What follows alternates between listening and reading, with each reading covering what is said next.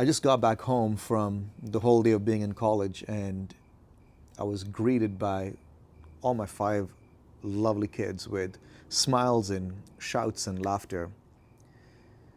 And while I'm happy to see them, it breaks my heart that today there are going to be kids who will not be able to greet their father because the dad was brutally killed because of his stance, because of his faith, because of his speech.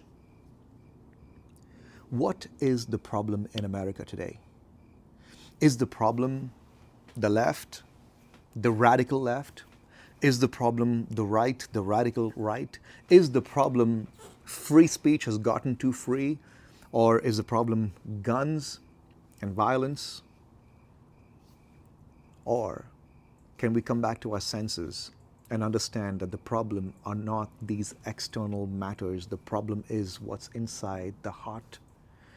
The problem is there's this country falling apart because they've taken the eyes off of Jesus. And I want to talk to both sides right now, please. On one side, you might be rejoicing and feel like finally he got what he deserves. And don't forget, I'm listening to such talk in the university that I'm in. Nobody deserves to die because they stand up for their faith and stand up for what they believe.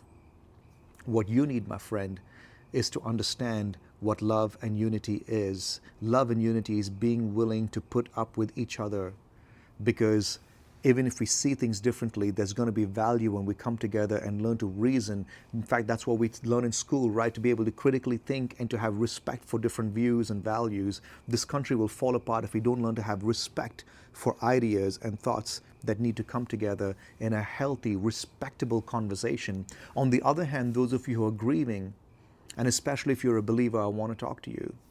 The Bible says that we will grieve the loss of a loved one, but we don't grieve as those who have no hope. Why is that? Because Jesus said that he came to give life and life abundantly.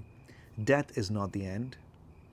I'm so glad that those who have given their life for their faith have run the race and have finished it well. The question remains for you and me, however, how are we going to run this race?